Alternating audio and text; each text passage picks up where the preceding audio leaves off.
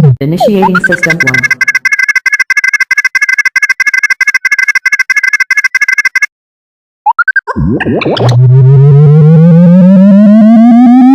System 1 loaded. Assalamualaikum warahmatullahi wabarakatuh. Halo bosku, pada kesempatan kali ini saya akan memberikan penjelasan tentang cara memprediksi kerusakan kulkas. Oke, tidak panjang lebar, sekarang saya akan memberikan penjelasannya. Tolong disimak baik-baik apa yang saya sampaikan. Mudah-mudahan bisa dipahami dan bisa bermanfaat untuk Anda semua. Nah, di sini saya memiliki kulkas 2 pintu merek Sanyo, bosku. Nah, jadi pada saat Anda menangani kulkas, Anda jangan sampai salah dalam memprediksinya, bosku.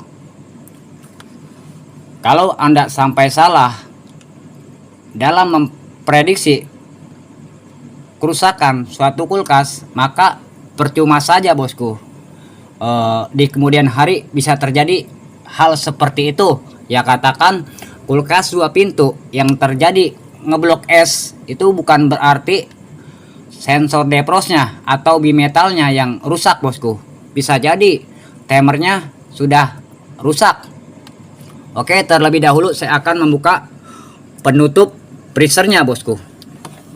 Di situ saya akan menjelaskannya. Nah, di sini kita lihat, bosku, pembekuan esnya sangat sempurna sekali. Nah, ini, bosku, salah satu contohnya. Sudah jadi batu es di botol. Oke, sekarang saya akan menjungkil penutup freezernya. Berhubung di sini tidak ada bautnya, jadi saya menjungkil penutup freezernya, bosku. Nah, di sini ada 2 lubang untuk mencungkilnya. Jadi saya melalui lubang yang seperti ini, bosku, supaya lebih mudah. Anda tarik saja arah atas, bosku. Nah, sudah terbuka, bosku. Anda tarik saja ke atas. Nah, seperti ini.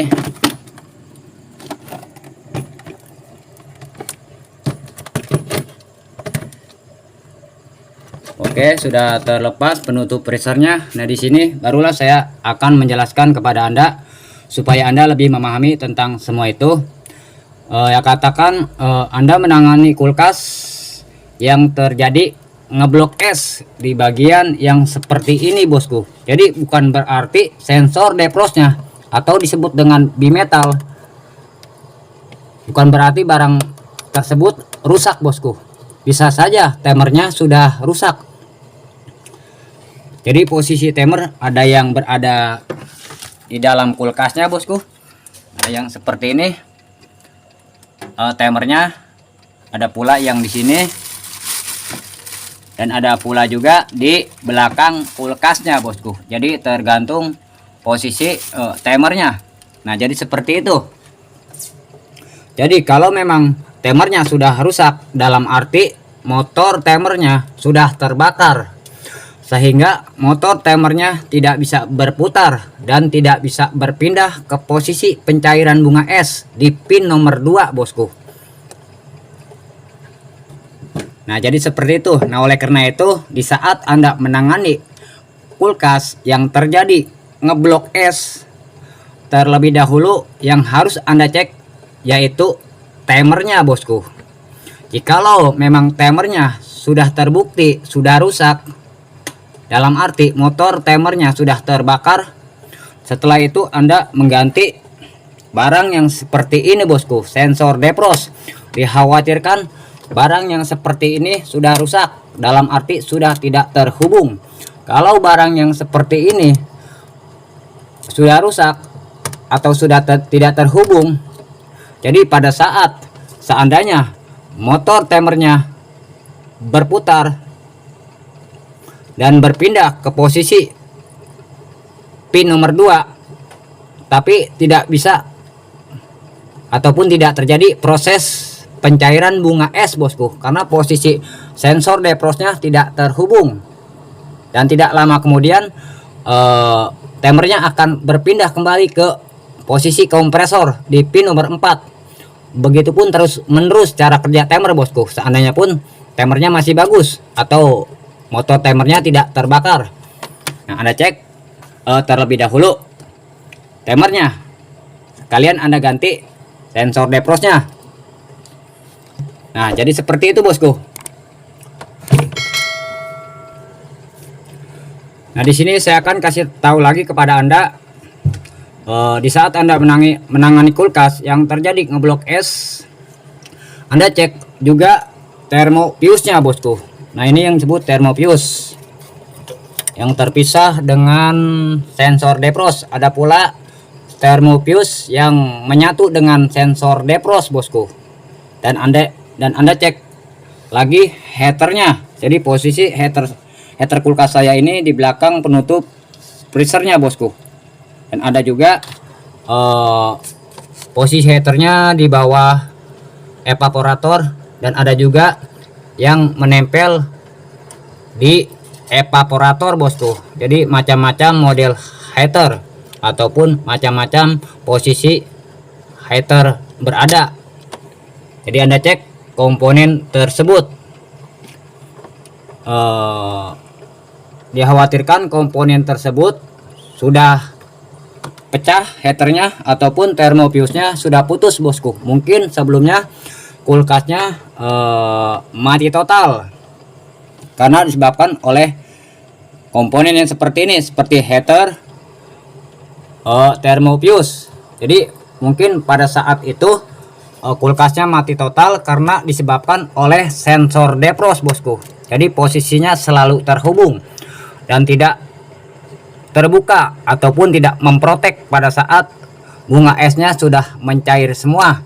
Kalau memang sensor defrostnya selalu terhubung dan tidak bisa memprotek, mengakibatkan heaternya akan panas yang berlebihan bosku. Bisa jadi heaternya itu pecah atau gulungan kawat heaternya putus. Seandainya pun heaternya tidak pecah, maka termofuse-nya akan memutus bosku. Karena fungsi dari termofuse yaitu sebagai pengaman. Apabila terjadi panas yang berlebihan diakibatkan oleh heater, maka termofuse-nya akan memutus secara otomatis bosku. Nah, berhubung mungkin yang punya kulkas sedikit banyaknya memahami tentang itu, jadi dia putar timernya bosku dalam posisi kompresor di pin nomor 4. Tapi dia tidak mengganti barang yang seperti ini. Maka setelah itu kulkasnya akan terjadi ngeblok es bosku. Karena motor timernya itu tidak berputar. Karena motor timer di pin nomor 1 tidak mendapatkan arus listrik bosku. Nah, jadi seperti itu. Anda cek semuanya, termofuse dan heater, supaya Anda tidak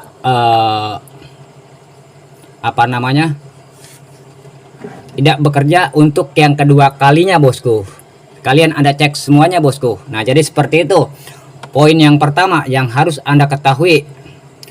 Sedangkan poin yang kedua, kalau kulkas yang tidak dingin atas bawah, bukan berarti di sistem terjadi penyumbatan freon bosku.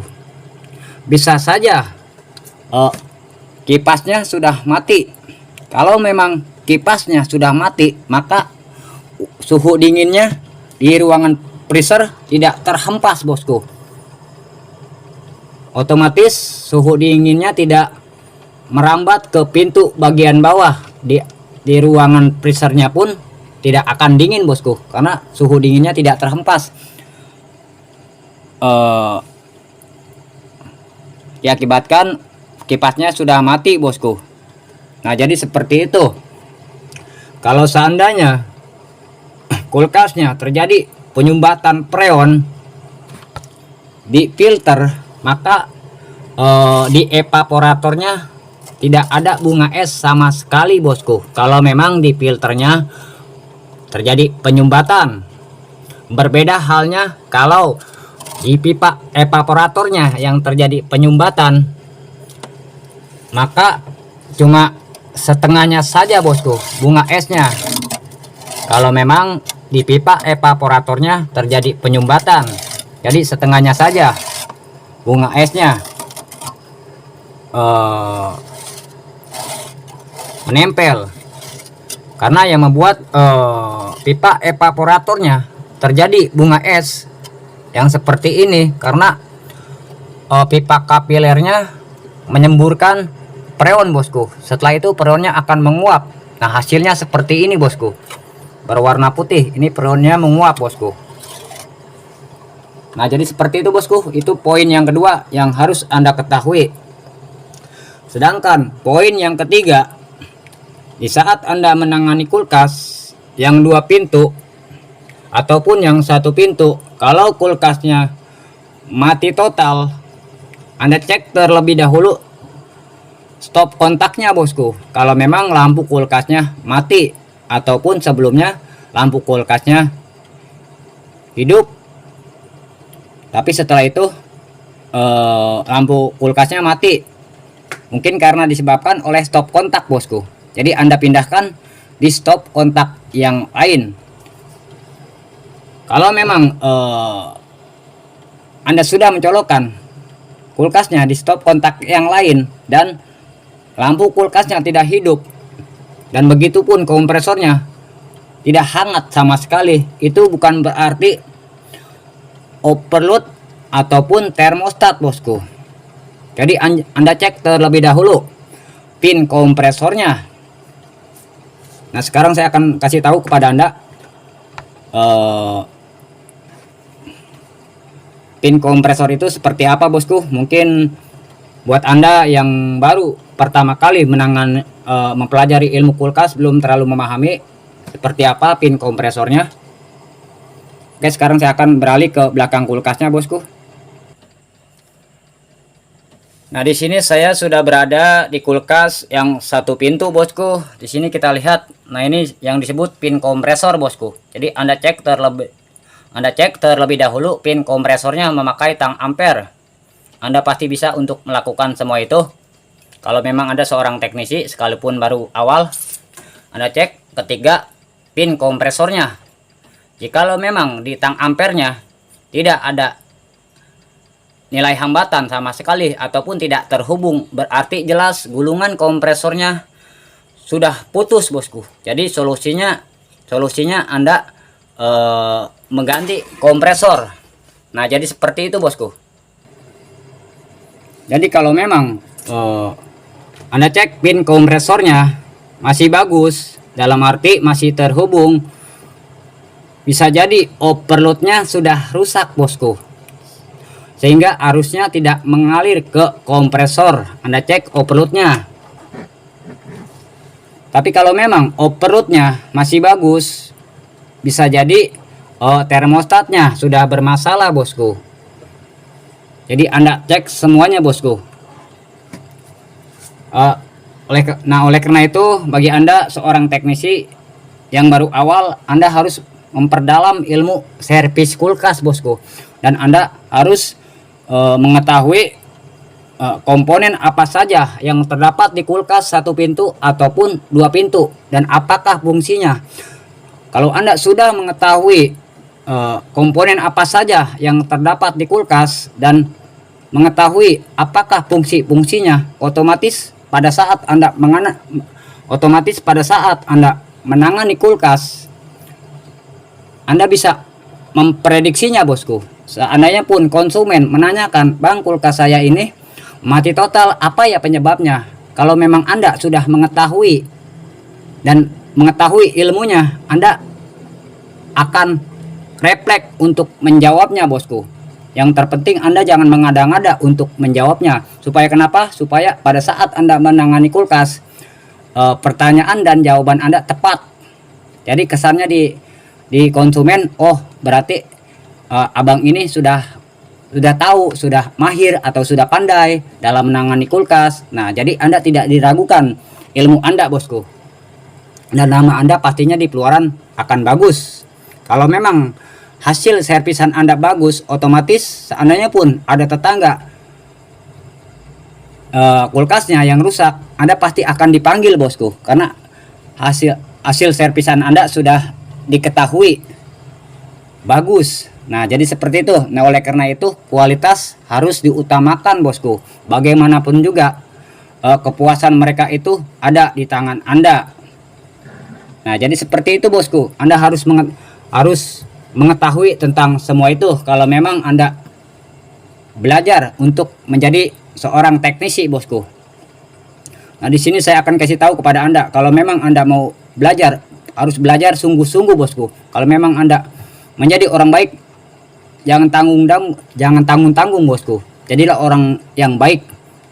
Begitupun sebaliknya, istilahnya kalau seandainya Anda menjadi orang jahat, jangan tanggung-tanggung menjadi orang jahat, bosku. Nah, jadi seperti itu intinya, bosku. Jangan tanggung-tanggung dalam mempelajari ilmu kulkas. Oke, sampai di sini penjelasan yang saya sampaikan, mudah-mudahan bisa dipahami dan bisa bermanfaat untuk Anda semua, khususnya untuk kawan-kawan teknisi di luar sana yang baru pertama kali mempelajari ilmu servis kulkas. Kalau Anda ingin mengetahui lebih jelas tentang seputar kulkas, Anda lihat saja di playlist tentang kulkas supaya Anda lebih memahami tentang semua itu. Kalau ada yang perlu ditanyakan, silakan saja, bosku. Insya Allah saya akan menjawabnya apa yang saya ketahui. Kalau sekiranya konten saya merasa bermanfaat untuk Anda semua, saya minta supportnya, bosku. Yaitu bagi yang belum tekan subscribe, silakan tekan subscribe dan tekan lonceng supaya saya lebih bersemangat lagi untuk membuat konten. Kurang lebihnya saya minta dibukakan pintu maaf yang seluas-luasnya. Saya tutup. Wassalamualaikum warahmatullahi wabarakatuh.